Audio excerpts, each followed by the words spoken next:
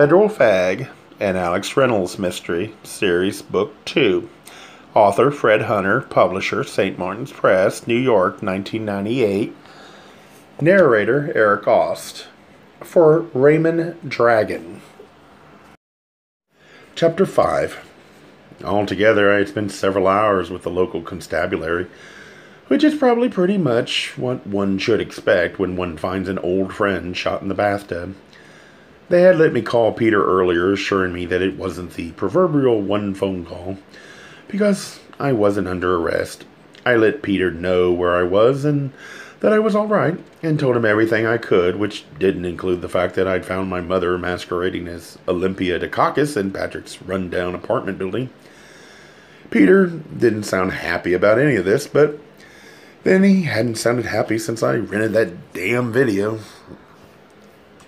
When I left the police, I swung by the Hotel Windermere by the sea and picked up Peter, who emerged from the hotel dressed in dark blue jeans and a sparkly white shirt with only the last 3 buttons done. He was wearing dark sunglasses a la Marcella Mastroianni in 8½. After only a few days of California sun, his olive skin had darkened noticeably, making him even more striking, which would have been insufferable if Peter ever gave any indication that he thought himself as attractive as he is. He jumped in the car, slid the glasses down his nose, and peered at me over the rims. "Are you all right?" "Except for the shock, yeah. What happened?" "I have no idea," I said as I put the car in gear. "I just walked in and found him dead." I steered out of the long semicircle drive that fronted the hotel and pulled onto Pico. "Where are we going?" Peter asked. "To revisit the scene of the crime." "Why?" he asked, and I could tell his eyes were widening behind his dark glasses. "Because there's something there you have to see." "What?" "You wouldn't believe me if I told you," I replied with a sigh. I turned onto Palm Way, which seemed even more jungle-like in the late afternoon sun, an impression that was helped by the sounds of unfamiliar birds and the slap of palm fronds hitting the pavement. But I was starting to get used to that. I half expected to find toucans hopping down the street, followed closely by those cartoon natives with bones in their hair and dinner plates in their mouths. "How do you go with the police?" Peter asked. "Either they're not going to investigate at all, or they're only going to investigate me." "You?" said Peter loudly, his pitch going up indignantly. "They think you could have something to do with this?" I shook my head doubtfully.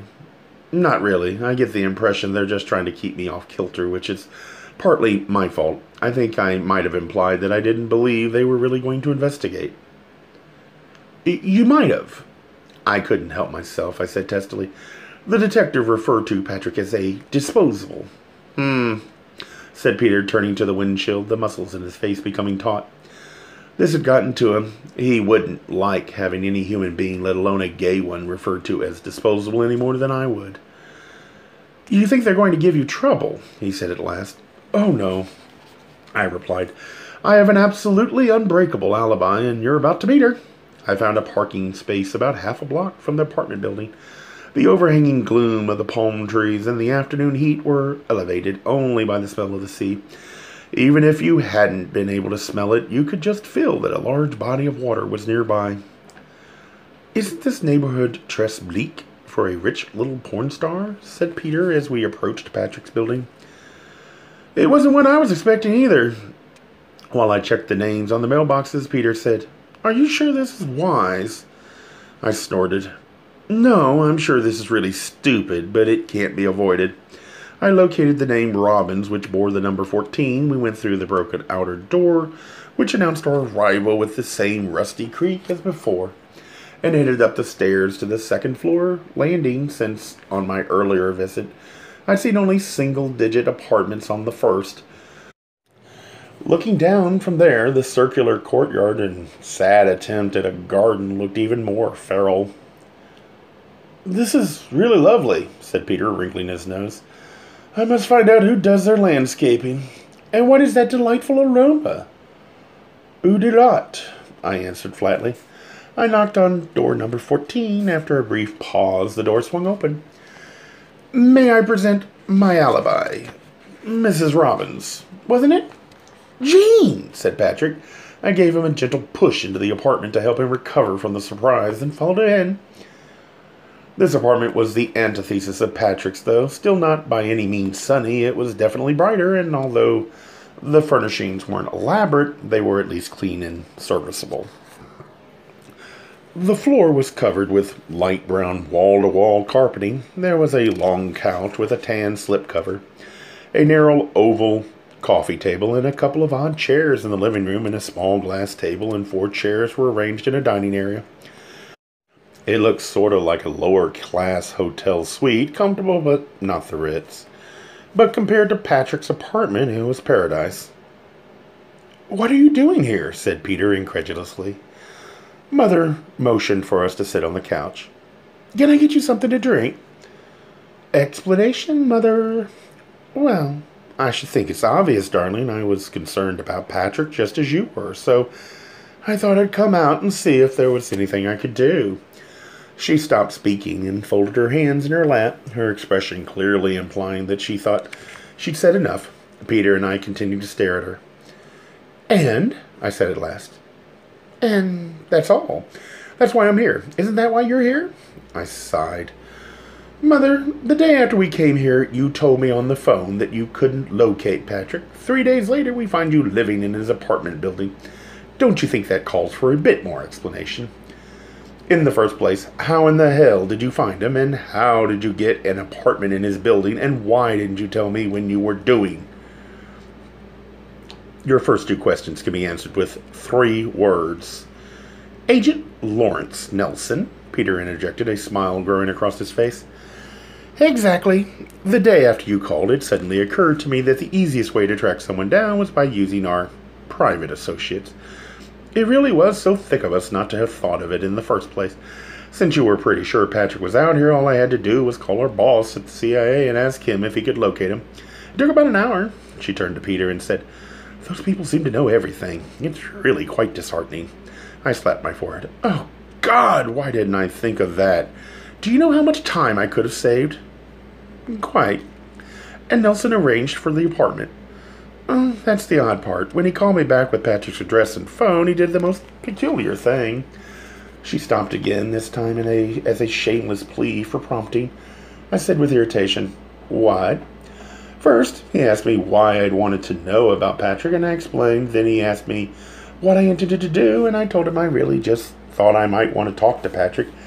I didn't tell him that the 2 of you were already out here, and I didn't think it necessary to go into that pornography business with Nelson after all. On a need-to-know basis, he didn't need to know." She said this part with a coy gleam in her eye that would have made me laugh out loud if I hadn't still been perplexed by her presence in her own humble way. She was simply seizing the opportunity of repaying Nelson for the times he'd made us work in the dark. "So what was peculiar?" Peter asked. "I'm getting to that," said Mother. "He asked me if he could arrange for me to have an apartment in this building. Would I consider staying here?"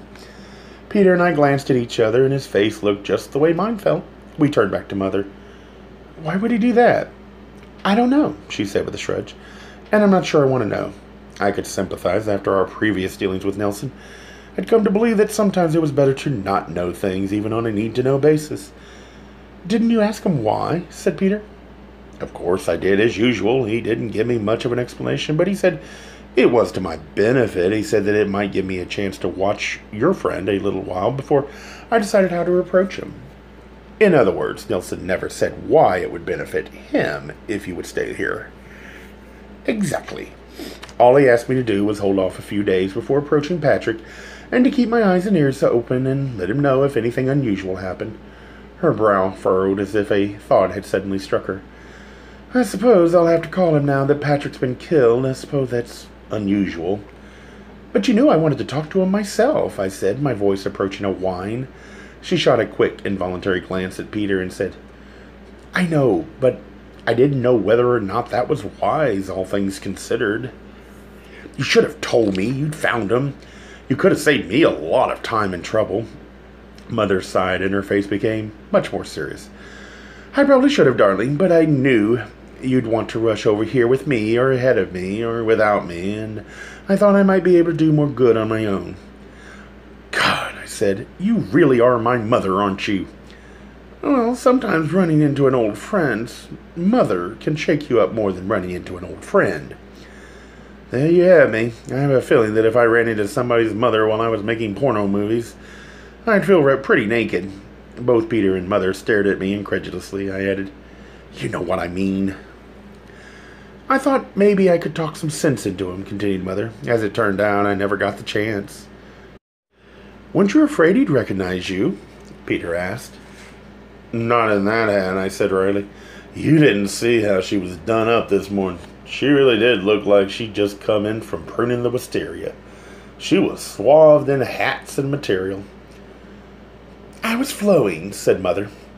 "It was a minute before I recognized her." "I'm not sure he would have recognized me anyway. I don't think I saw him more than a couple of times, even though he and Alex were friends. Patrick wasn't the type who took notice of one's family." "No," I thought sardonically. "A trick usually doesn't. And besides, you have to remember I was under orders to lie low. I wasn't supposed to let him get a good look at me.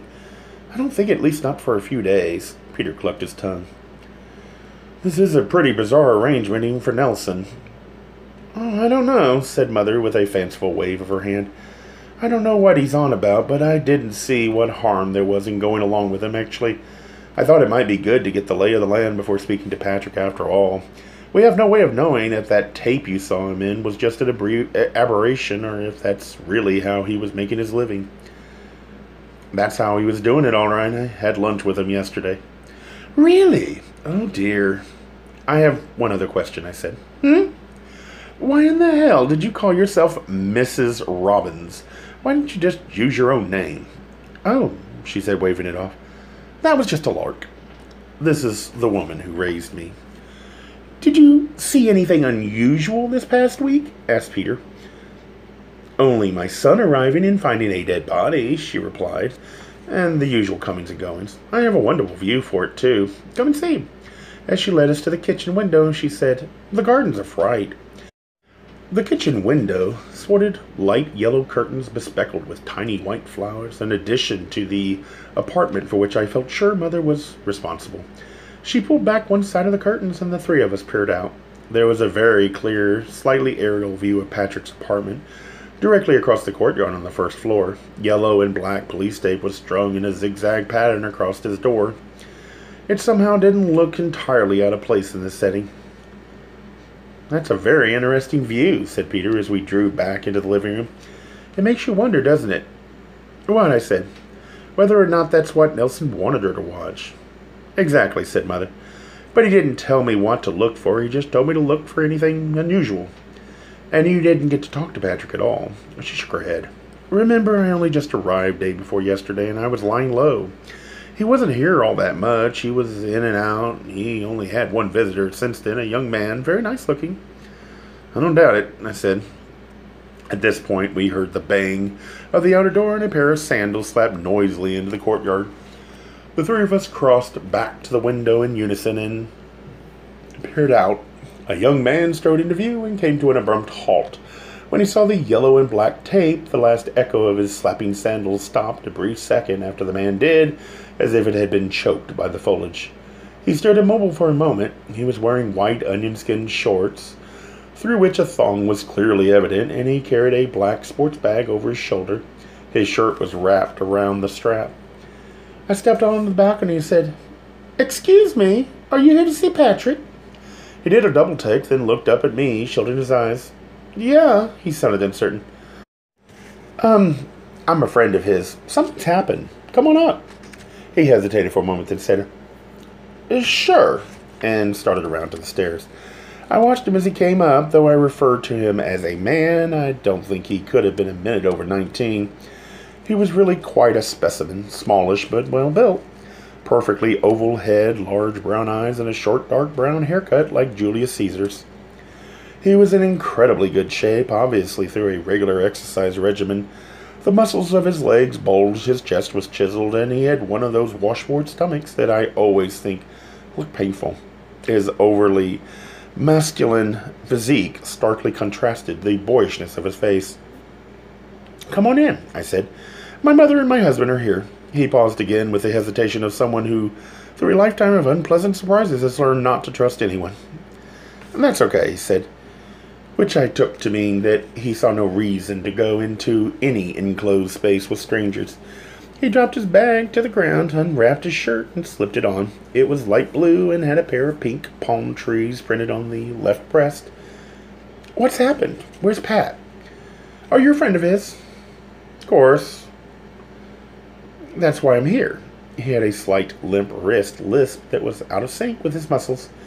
He would have sounded like he was doing a parody of a faggot if only it hadn't been so consistent. Who are you? He added, his tone implying he didn't necessarily think I had any right to ask him anything. Oh, I'm an old friend of Pat's. I'm just here for a visit. My name's Alex. Jeff Duncan, he said. He glanced down at the taped apartment door and said, So what's happened? Where's Pat? Well, I hate to tell you this, but he's dead. He was shot last night. His brown eyes widened the way Ricky Ricardo's did before exploding at Lucy, but all he said was, Jesus, which came out something like, Jesus. Jesus, Jesus, Jesus. His legs wobbled and he started to sink to the ground. I grabbed his arm and yelled, Wait! Stupidly, as if he could pause in his fainting while I got him a pillow.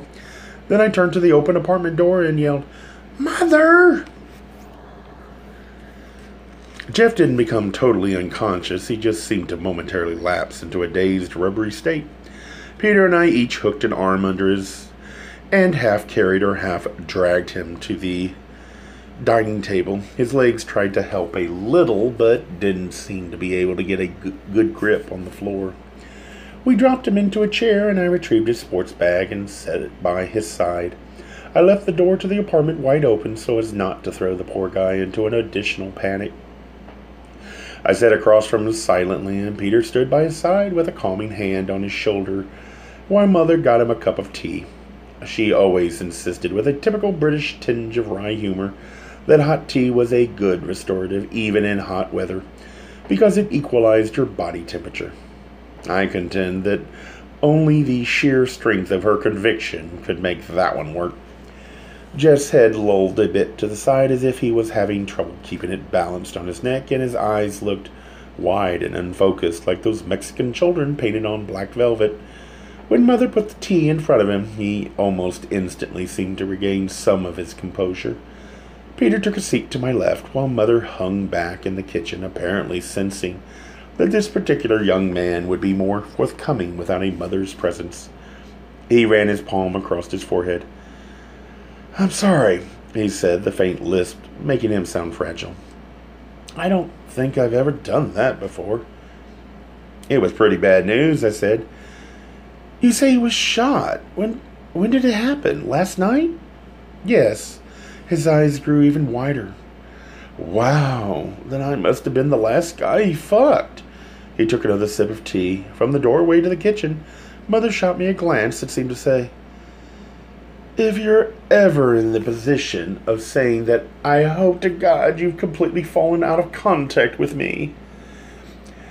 You were with him last night, I asked. He looked at each of us in turn, and there was a doe-in-the-headlights quality about his expression that made him look more startled than I thought he should have been. Sensing his confusion, Peter said, What Alex means is, were you filming last night? Jeff looked relieved. Then he glanced from Peter to me, and his face reddened. Surprisingly enough, he looked genuinely embarrassed. You know about the videos then, right? He said, evidently unaware that if we hadn't known, he'd just given it away. I nodded. Yeah. Jeff shifted his chair. He lifted the cup to his lips and took a gulp of tea, which had by now cooled off a bit. A little of the liquid trickled from the corner of his mouth and continued down his jaw. He wiped it away with the back of his hand. There was something unconsciously sensual about the way he did this, as if he'd been programmed from birth in how to turn his elders on, and now did it as a matter of course, naturally, like a sexual Manchurian candidate. He said, Yeah, we worked together yesterday, but it was afternoon, not night. Where'd you work? I asked. At a house, just some guy's house, by the pool. Peter asked, Did Patrick happen to say what he was going to be doing last night? Not to me, but I was up first and I didn't hang around after. Sorry, I said. I just had one scene. Pat taught me, and then I did a cum shot. That was all. He delivered this as if he were rattling off a recipe for spaghetti. Of course, it took forever with all those fucking angles. Peter rolled his eyes at me while Jeff took another deep gulp of tea. I preferred to assume that Jeff had been referring to the camera. Patrick didn't leave when you did? Ah, he was going to do another guy, so he stayed and I split. I guess he was there for a while after. Then you weren't the last guy to... I thought for a moment, not wanting to use Jeff's word. Then you weren't the last guy to be with him. He stared at me for a moment, then looked incredibly relieved. Yeah, he fucked somebody else last. It crossed my mind how many people Patrick had done that to in a variety of ways. It wasn't a pleasant thought that the end of his life would be marked by who he done it to last. Jeff glanced from Peter to me, blinking his long lashes a couple of times. Why the questions? You're not the cops, are you?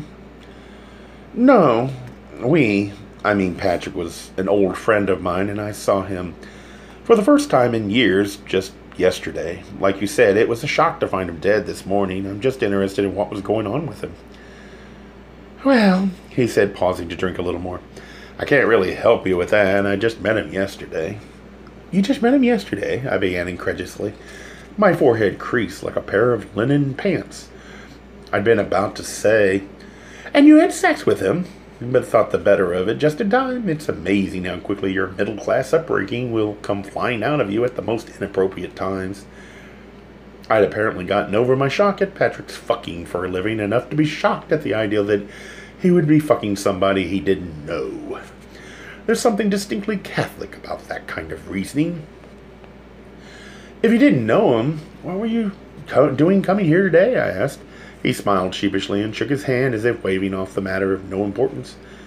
We made a date to go to the gym together. He was in pretty good shape, but he wanted to work at it more. My tongue involuntarily clucked against the roof of my mouth. I could feel the lines deepening across my forehead. You made a date to go to the gym while the two of you were... Uh-huh. He nodded, his eyes pointed in my direction, staring blankly as if a horn had just sprouted from my head. I suddenly had the sensation that somewhere after passing 30 I had become irrevocably provincial, and I was trying to remember the exact moment it happened. Do any of you guys, the ones that do the videos, know each other personally? The question seemed bizarre even to me. Of course we do. Sure, couldn't help it. Like, I know Ted. He's the one that got me my first job. I don't know a lot of them because I haven't been doing it too long. Suppose I'll get to know most of them here if I keep it up. Peter and I exchanged glances, but I looked away quickly, fearing one of us might laugh. You see, I said, clearing my throat, we'd like to get hold of some of Patrick's friends. We'd like to meet them. We would, said Peter. I nodded at him. Do you know anybody who knew him better than you did? No, but I'll bet somebody does. Peter and I once again glanced at each other. I was wondering if anyone would be quite as dense as this guy appeared to be. I said as gently as possible, well, of course somebody does. The question is, do you know who? No, one of the other guys. Old Pat's been in the business for a while. At least, I think he has. He sure fucked like it. He was in that business for more than a while, said Peter under his breath. It was the first indication I'd gotten of how angry he was on my behalf. What can we start? I said, hoping Jeff could give us a few names. He thought for a minute, sucking in his lower lip. I'd hate to sound like I was looking down on anyone, but he really looked not quite intelligent. After a long pause, he said, well, we're going to have a pretty party tonight. A what? That's what we call it, but what it is one of the producers is throwing a party, and most of the guys that'll be there are in the business. Pretty, see? There's sure to be somebody there that knew Patrick better than I did. Who's giving this one? Mano Man Productions. They're the only one I've worked for so far. Do you think it'd be all right if we went? Jeff glanced from one to the other of us, then said, I think you'd pass. I didn't even want to pursue that. You can say you're friends of mine. You won't have any trouble if you do that. By the way, I said as an afterthought, do you know who it was that Patrick was going to be acting with after you? Couldn't help apostrophizing the word, but Jeff didn't seem to notice. Sure, it was Brett Lover. I don't suppose you know his real name? Asked Peter. Jeff looked disappointed when he admitted that he didn't and that he hadn't gotten to meet Lover in a professional sense or otherwise. He's a star. I hope I get to meet him tonight. He's beautiful. He'll probably be at the party. He's my idol. I suppose none of the Kennedys are available. We listened as Jeff's sandals slapped their way down to the door and out of the apartment building. He had left behind directions to the party as well as his own address and phone number, in case we wanted to get a hold of him. His eyes held mine just a little too long when he said this, an implied invitation that I was in no hurry to clarify. When the door slammed behind him, it echoed in the empty courtyard like the lid falling back to earth and revealing the Ark of the Covenant and Raiders of the Lost Ark. It was a dead, empty sound that accentuated the way I felt at that moment. What a sorry young man, said Mother as she and Peter crossed into the living room. Yeah, said Peter. Mother stopped in the act of taking a seat on the couch and looked at me. I was still staring out the kitchen window at the depressing scene in which Patrick had lived his so-called high life and met his death. I realized that within days, probably within hours, the tape would be gone along with the scraps of furniture and someone else would move in. All memory of Patrick would be completely wiped away. What's up with you, Alex? Said Mother. I was just thinking that I was too late to help Patrick. If it comes to that, said Peter gently, it was years too late. He didn't grow into this situation overnight. Darling, Mother crossed to me and put her hands on my shoulders. You don't even know that what happened to him had anything to do with those videos. It could have been anything. He could have surprised a burglar or something. Here, I said, pointing out to the courtyard. Well, maybe not a burglar, but it could have been any number of things. You don't believe that, I said, pulling away from her. I went into the living room and dropped dejectedly on the couch. And neither do the police. They think it was some kind of hit. Look, babe, said Peter, sitting beside me and taking my hand. Even if his death had something to do with the videos, you're not responsible. Doing what he did was his choice. He told you that much himself. There isn't anything else you could have done. He's right, you know, Mother added. For the first time in my life, I knew what they mean when they describe someone as vacant. It was as if all my emotions had packed up and moved out, leaving behind some confusing, mismatched luggage, and I felt a vague sense of anger, like a landlord who finds a tenant has left some heavy belongings behind. Peter squeezed my hand more tightly, and Mother sat on my other side, gently laying an arm across my shoulders. I know one thing. I want to find out who killed him. The police are going to do that, Alex, said Mother firmly. The police consider Patrick disposable, Mother. She stared blankly at me for a moment. Did they say that? She asked with indignation. I nodded. Her expression hardened and the corners of her mouth sloped downward as the meaning of the words sank in. I hadn't had time to tell her what the detective's attitude had been when I was questioned, but her reaction told me that she was less happy about it than I was. We sat together silently for a few minutes, then Mother said, Maybe we should look into this. After a moment added, But I don't know where we'll start. After all, we're not detectives, we're spies. But Peter and I knew where to start. The Pretty Party.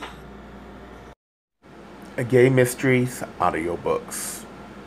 I think it is easy to hate a label, but a face humanizes the word. So this effort is twofold. To offer comfort to those like myself that your world didn't end because you don't fit into the view of acceptable society on both sides. And in hopes of helping those with family that are LGBTQ, that it doesn't mean we are aliens from the child they once knew. Reassure them so they can maybe be supportive at the same time, being true to their values.